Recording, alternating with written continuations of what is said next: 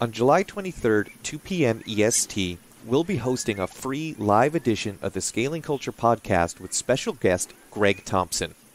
For our Scaling Culture listeners, this is an awesome opportunity to hear a live interview and participate in an open Q&A session. July 23rd, 2 p.m. EST. See the show description for details. We encourage you to share this event with everyone in your network. Thanks.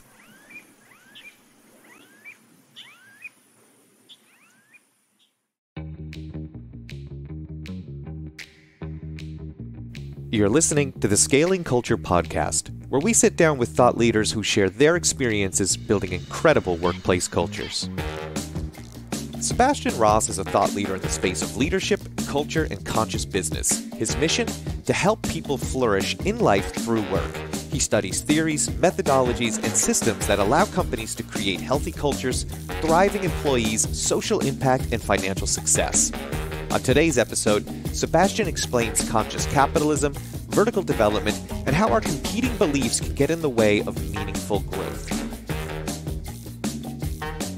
Welcome to another Scaling Culture podcast. I'm super excited. Today, we have Sebastian Ross coming all the way from Barcelona, Spain. Welcome, Sebastian. Thank you, Ron. Great to be here. Good really. Yeah, look, I'm super stoked that you were able to give us your time today, and I'm sure everyone will be excited to hear what we have to say. Before we get going, give us just for the listeners, a quick background, who you are and what brought you to where you are today. I'm German. Been living in Spain for 20 years. Studied business, got a PhD in business as well. And since then, I've done a little bit of everything. At the disastrous CV, nobody would hire me, I think. So I've been in banking in big pharmaceutical companies. I had my own technology companies. I was a venture capitalist. I was an executive for the people side, a chief people officer in a healthcare company, and also very active in what we call conscious capitalism, a movement. Comes from the US, and we founded here 4 or 5 years ago. So that's something that's really, really meaningful. And I think what brought us together here is our connection to Vern Harnish. I've been a big fan of Vern and became friends with Vern when he used to live here in Barcelona. We're working on a book project with him, and I understand that's also the guy who brought us together somehow. Is that correct? Yeah. Absolutely. It was Vern that introduced us, and I'm very thankful that he did. So bring me to conscious capitalism. I think some people don't know what that means. So let's describe what that is, and then what brought you into that? What made you want to get involved? Conscious capitalism is a movement that promotes a different way of doing business. We came to the conclusion, and I think many people would agree with that capitalism in the current form doesn't really work. A lot of damage being done to people and the environment. Huge crisis, that probably would have been avoidable, like the 2008 worldwide crisis. And it was founded by John Mackey, a gentleman probably familiar to many of our listeners, the CEO and founder of Whole Foods, who built from a small startup, a food stand in Austin in the 70s, a very large company, which is now part of Amazon. And he figured out a different way of doing business, with just much more respect to all the people, not just employees, but all the stakeholders. He defends that business needs to take care of all stakeholders. You need them all, and only maximizing for the investors, for the shareholders, it doesn't work. It's not a good formula for the world, and he's trying to correct that. And it's a movement that works a little bit like EO and YPO in forms of chapters, regional, city-based chapters. And the basic idea is to tell people about the philosophy, a different way of business. But then you go deep, and there's a lot of practices also now that you can teach companies of what to do different. And then also to build community, to get people together who think in the same way. So they also gather knowledge, have contacts, do business with each other, and generate courage also. Because sometimes depending on what environment you are, you can be looked at as a very strange guy if you speak of love in business. Mm-hmm. People you could look a little strange, but if you are together with people who are practicing this and are very successful with that, then you can generate the courage to take steps on your own. And that's something I deeply believe in. And I came to it when I heard Rash Sisodia, who's one of the founders and also the author of the book called Conscious Capitalism, speak at the MIT. I did a summer course there for entrepreneurship. And it just it hooked me. I'm sort of a Buddhist, but until I met Rash and discovered the philosophy, these were kind of separate lives. I had kind of my private spiritual life, but I couldn't really bring it into the business side. And Conscious Capitalism kind of brought it together. It resonated very deeply with me. And on a way Rash, back. I get at 10,000 people. What does it look like when it enters the company? So what is it? How does conscious capitalism, what is the if you bring that into the business culture, what does that look like? It starts with conscious leadership, something I think we also wanted to talk about today. So it's very much also a personal journey. You won't ever have a conscious business if you don't have reasonably conscious leaders who want to do good in the world and not just optimize for themselves in a material sense. And then purpose is a huge thing where kind of it all starts. You need to find out what your business is really for on the world. Besides making money, we look at it as a consequence of doing solving problems for people, and then money will flow if you do that well and carefully. Conscious culture is also the way you treat your people, your employees. That's a lot. I think you know a lot about that. And then, as I mentioned earlier, also the stakeholder approach. So really to gather a community of purpose, the vendors, the community, the taxmen, and everybody says this company is doing something meaningful, and we're in with them, and we support them, and they take care of us as well. We're a necessary element. They don't squeeze us and exploit us, but they make sure we always win. Everybody wins in conscious capitalism.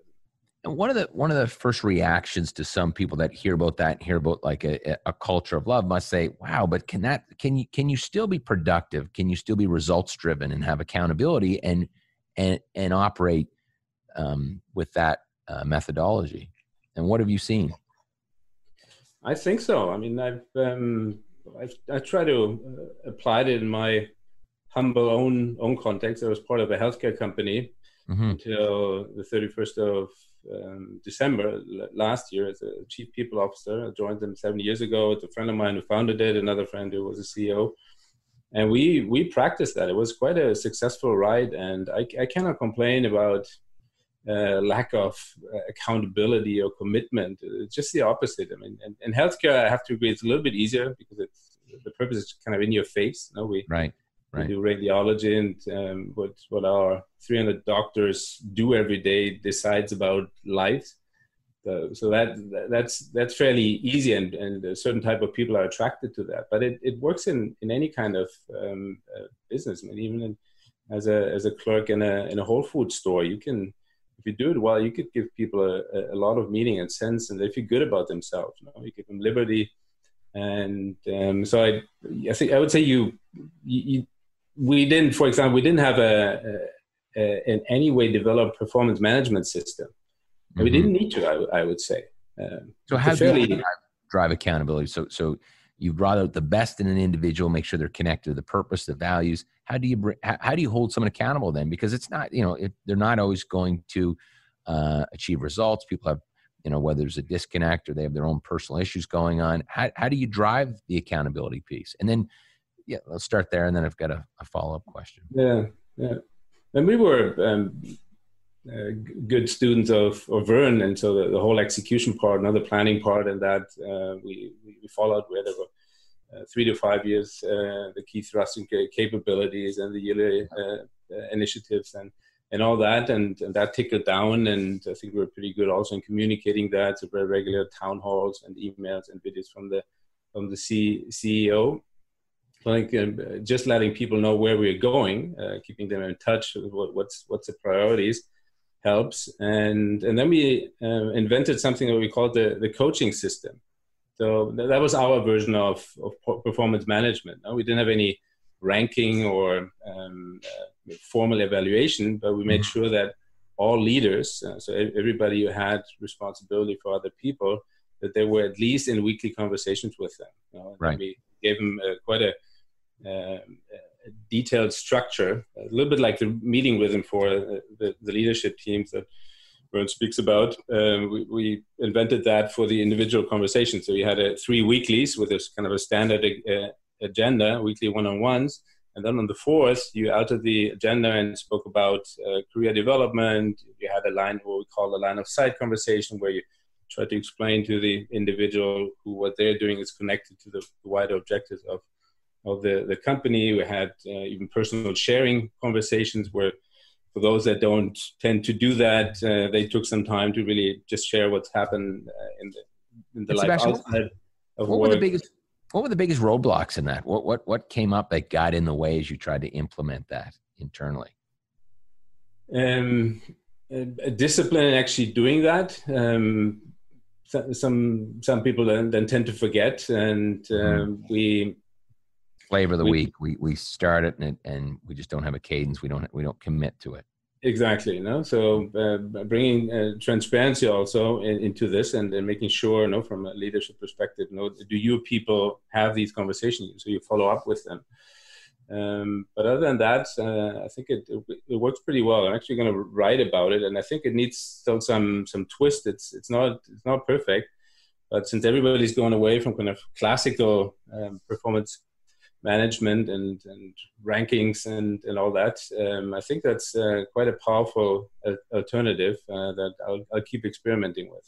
Mm-hmm. And I know that vertical leadership development is important to you. Tell me more about that. Yeah, I think we all use quite lightly the term learning and development, and there are tons of definitions out there.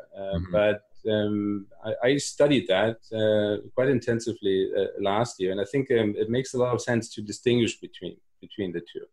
And horizontal development is what I would call learning. That is teaching people skills and knowledge. Okay. That's necessary, and that's training is training. Exactly, yeah. So, somebody who knows, could be a video, it could be a podcast, it could be a book, it could be a proper training. That's horizontal learning. Yeah, that's horizontal. Horizontal development, which is equal to learning, and then there's development as such, which I then call vertical development, which is less about what you can do and what you know, but how you think. It's about your mental models, your ability to grasp complexity, and this links to a whole theory about adult development. Not too long ago, only 40, 50 years ago, we kind of thought that psychological development ended in our mid-20s. But it turns out that's not the case. People continue to develop, and there are distinct stages, and you can really recognize typical behavior for each of these stages. So vertical is developing how you think. Exactly. It's mental models. Somebody might think that, for example, you should trust people. And somebody else says, no, you don't trust anybody until they've really proven that they deserve your trust. That's a very different approach to leadership, for example, and that's a mental model, and it can be a huge limitation. And vertical development, if you do it in organizations, that's what we try to promote. Tries to break that mental model and teach somebody that, or show somebody, but it needs to be life experience. You cannot teach that in a classroom. Well, that's tough, because you're now, I'll go back to that trust, issue. This is like a belief system based on my own experiences, my own environment. So how do you shift someone in the vertical model from believing that you shouldn't trust to now believing you should, or converting? What's the process? And that must be difficult and change for different individuals. Vertical development requires three a cocktail of three elements. We call it friction, reflection, and integration. And friction, you can also call that heat. So you need to make somebody really uncomfortable. Growth doesn't happen if everything is fine. Because then you kind of stick to what you know, what feels comfortable, what has made you successful up to that point. And that's why major life crisis, midlife crisis, divorce, job loss, and that, they either break you or they spur really a jump in your psychological growth. And you don't want to, it sometimes happens, obviously, crisis, and that happens in organization as well.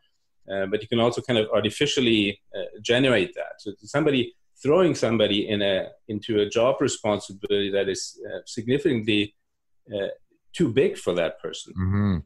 But if you accompany them, if you're there for them, if you coach them, then you can provoke vertical growth. No? For example, you throw somebody into a situation where they don't know much about the subject matter. They become leader of a new area, the department.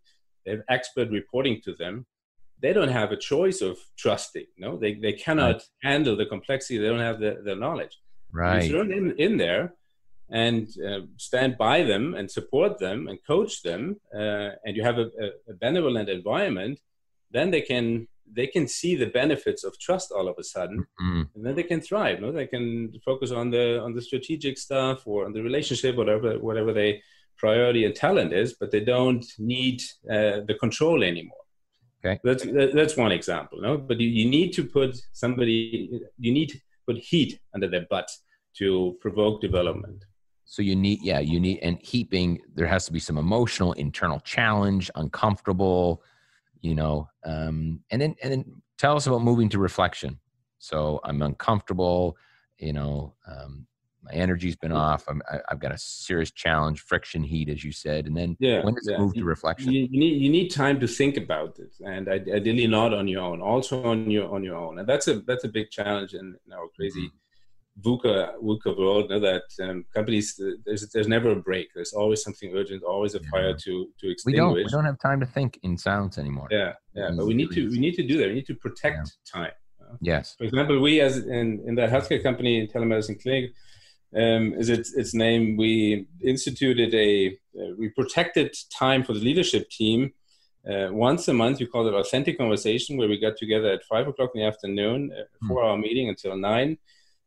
With no agenda. We had our company, our leadership team coach with us. He facilitated a little bit.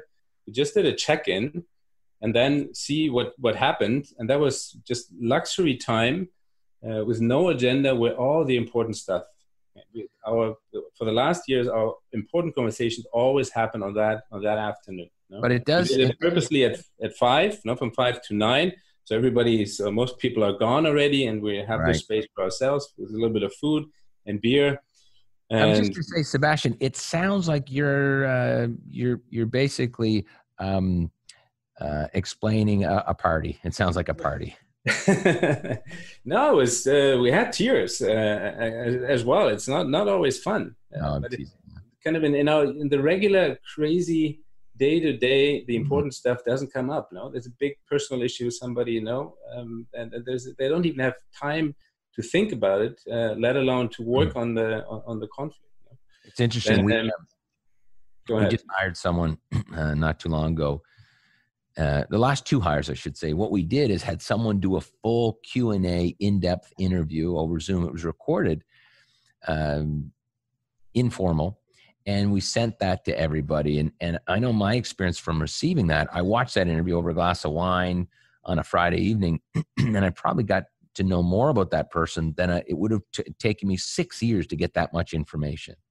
Wow. Because, we just don't get what you said. There's little formats to really get to know somebody. We're at work and it's just business, and then on to the next day where it's business again. Totally. You might get these micro bites, but you're right. It's off work. It's past 5 o'clock when people have their guards down. They can feel more authentic, more comfortable, that they also open up and share. And it sounds like that really worked in that organization. You guys were able to really build bonds, build relationships, and get comfortable. Yeah, it was magical in the end. We didn't sold the company, and I think a lot of it also had to do with the cohesion that we built in the leadership team. We're a very powerful team, really healthy, I would say, because we had that space to get stuff that gets in the way emotionally,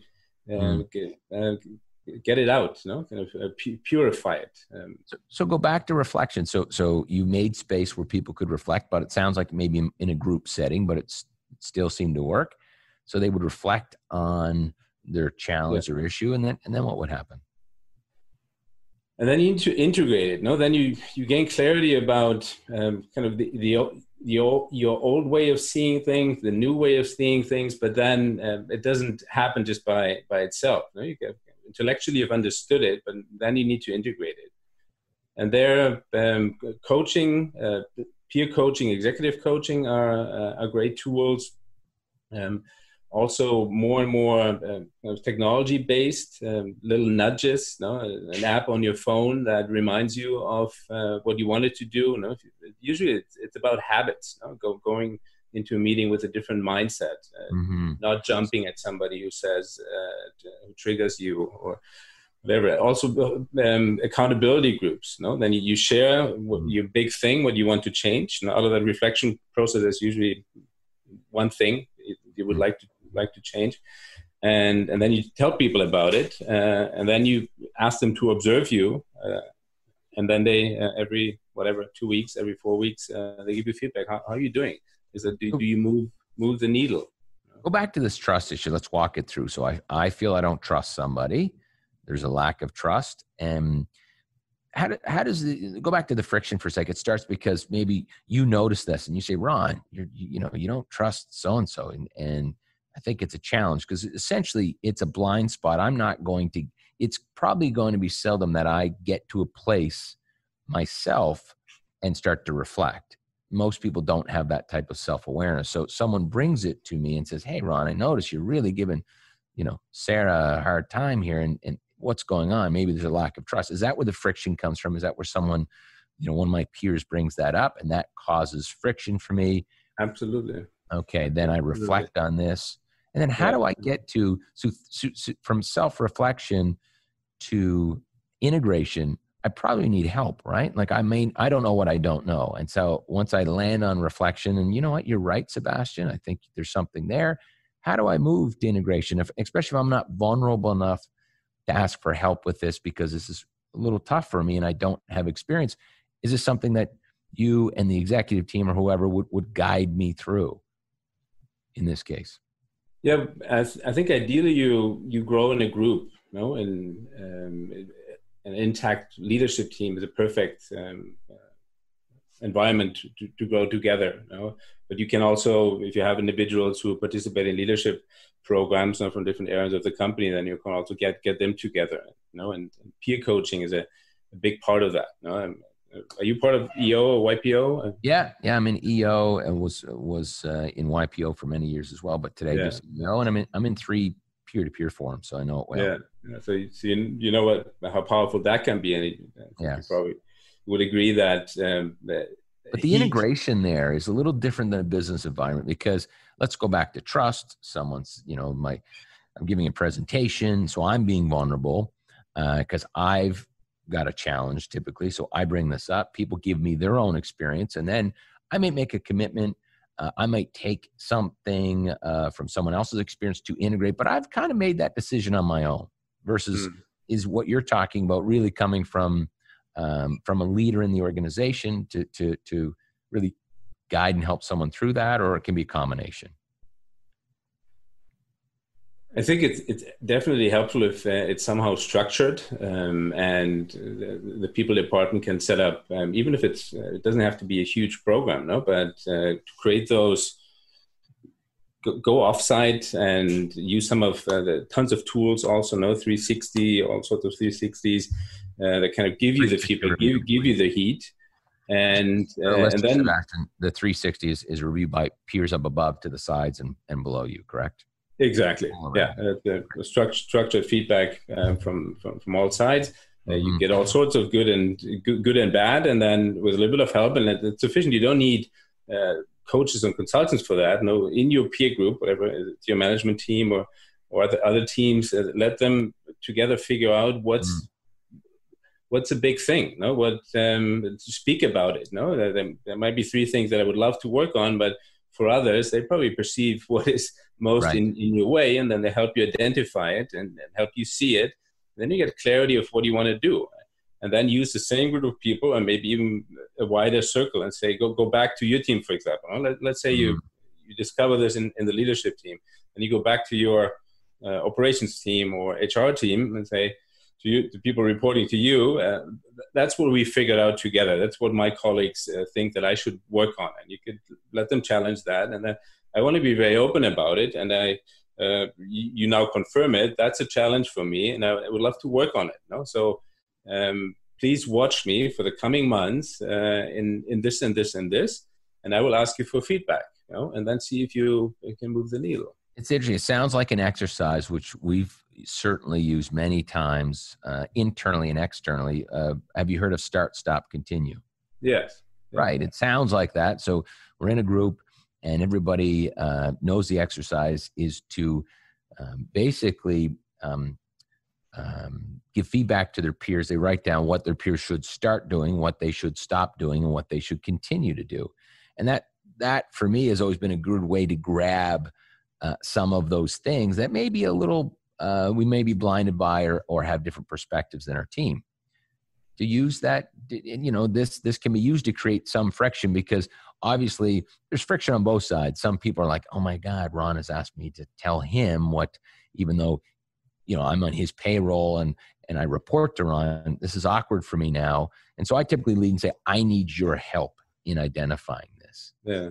Right. I need to know what I need to start doing, and I need to know what I need to stop doing, and what should I continue to do? What are the things that allow me the honor of being your leader? What's important in vertical development too, you need to dig a little bit deeper than you might be able to do in a stop keep exercise. Now we spoke about beliefs, and these are usually not open. People observe behaviors, but they don't exactly know what kind of theories are underlying. So you don't really you can't really say that he doesn't trust, but you observe behavior that speaks to that. And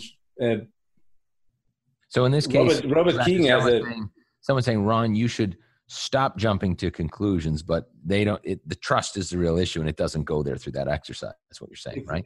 Exactly. Yeah. You don't have awareness, and then also you end up having. So even if you identify it, but then you have competing beliefs. So you want to delegate more, but what's holding you back is trust, because not trusting has served you so well. So if superficially in a start stop keep exercise, it would come.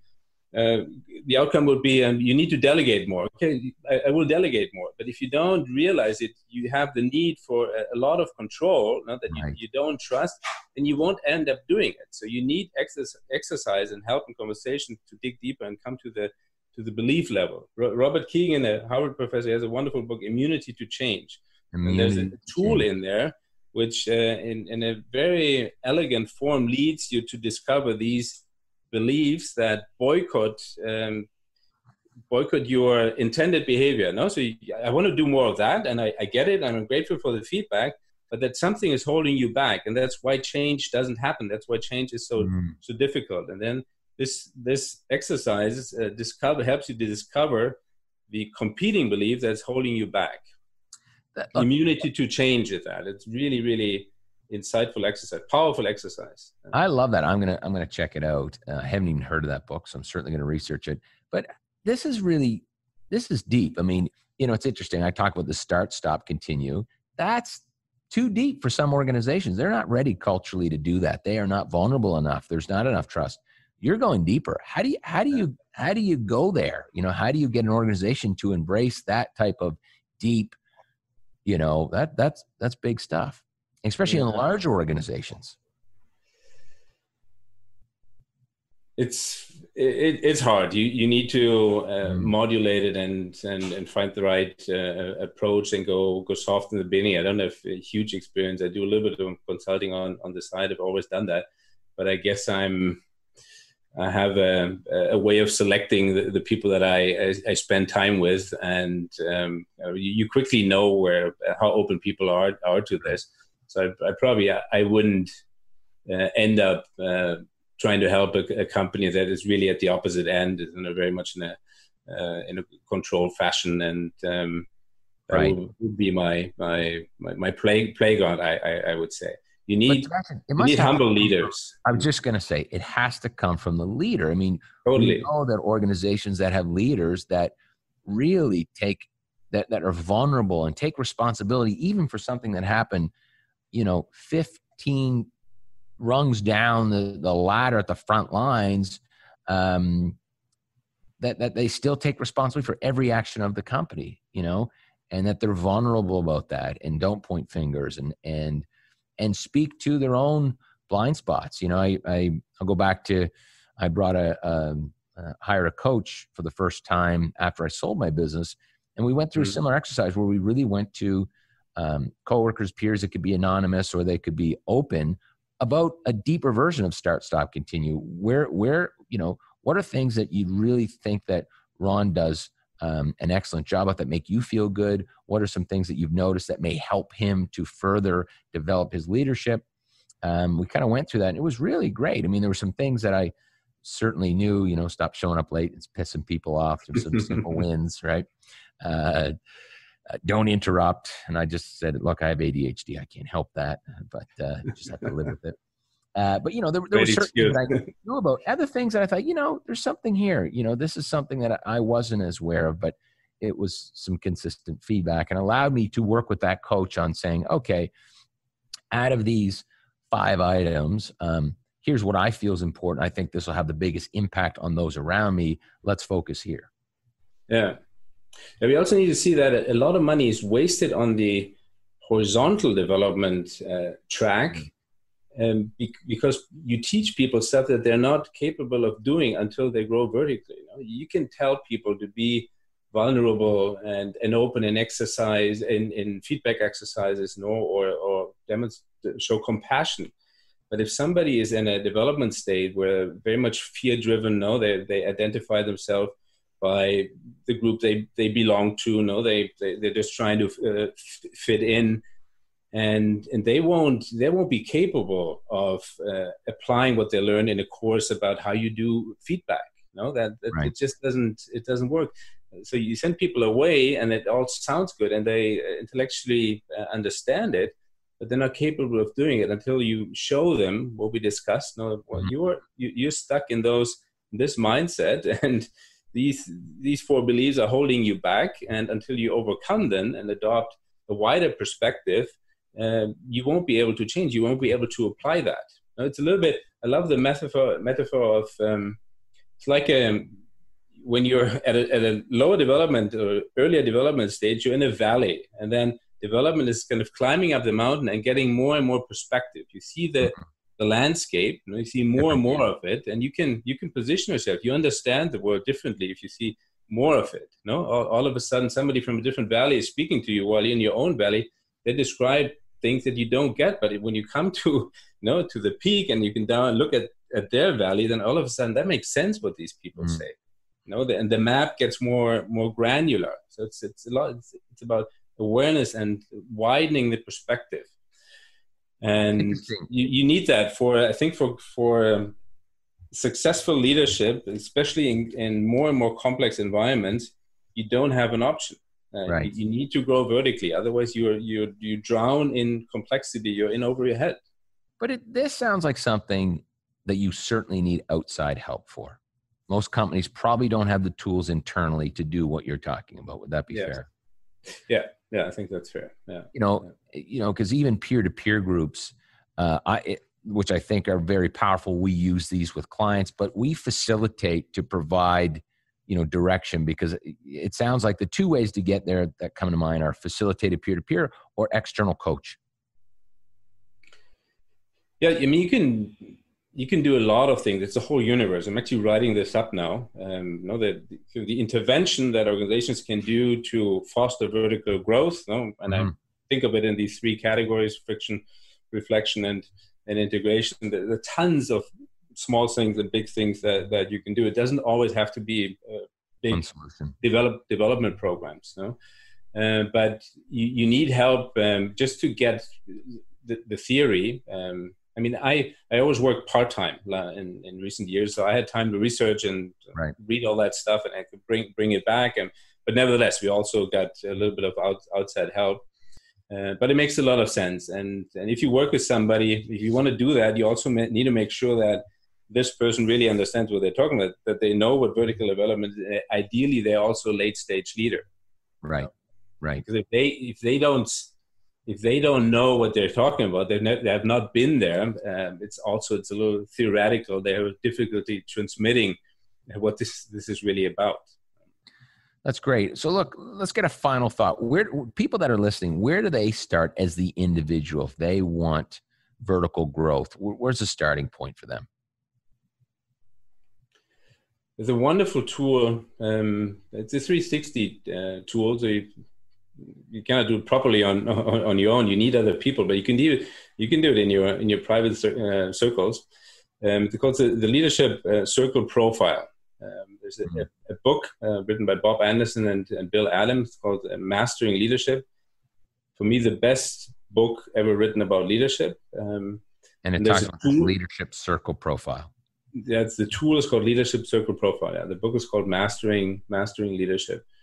And the Leadership Circle Profile is a 360 profile, in that sense conventional, but in another terms it's not, because it is an indirect measure also at your development stage. So it shows you where you are in your thinking.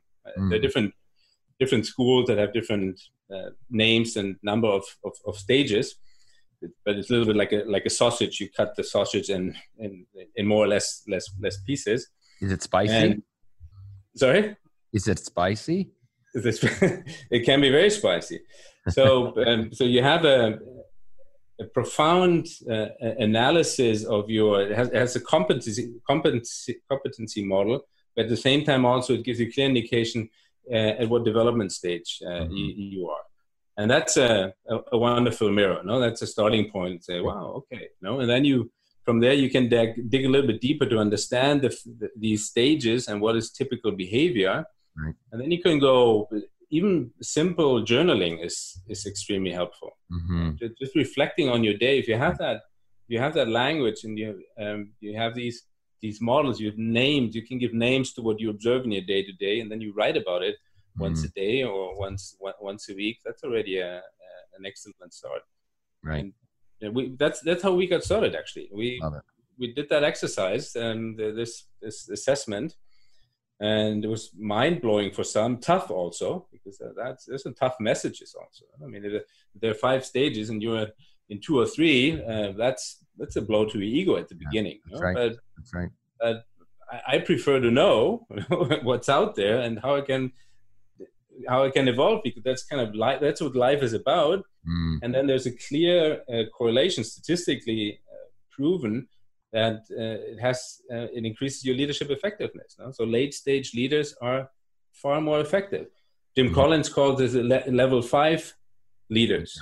He doesn't refer to stage theory, unfortunately, but it's clearly recognizable. Now, what he describes is somebody really late stage. The humility, the systems perspective, the ability to deal with polarities, not go crazy because they're contradicting elements that they have to deal with. Yes, we need to save costs, but we also need to get more clients. And how do you deal with the two contradicting ideas at the same time? All those qualities are late stage leaders. We just and that all leadership books, they describe that, but they don't give you the theory behind, and that there's distinct stages, and that there's technologies that get you there. But by reading a book, you won't become a late stage leader. It won't happen. Well, look, this was great. I had never heard of the label of vertical growth. I just think that's awesome. I love this friction, reflection, integration. I think that you explain it beautifully. It makes sense. So Sebastian, look, thanks again. I appreciate you joining us today. Let me share one more resource, because I think it's a good way to start. There's a wonderful white paper by a guy called Nick Petrie. It's called Vertical Development, and it's issued by the Center for Creative Leadership. So if you want to share that with your audience, it's two white papers, volume 1 and 2, and it gives a wonderful introduction and kind of like 30 pages, I don't remember exactly, into the topics. You don't have to read the whole books, but it's I think a great way to kind of get position and understand the topic, and then from there you can dig deeper. Also lots of references in this. Beautiful. Okay. Love it. Sebastian, thank you. Once again, thanks. More than welcome. Yes, great seeing you. I'm glad you're well. And let's stay in touch. Wonderful. Thanks for listening and asking interesting questions. Take care. For more information on Sebastian Ross and everything related to scaling culture, please see the show description. We'll be back next week with another incredible guest.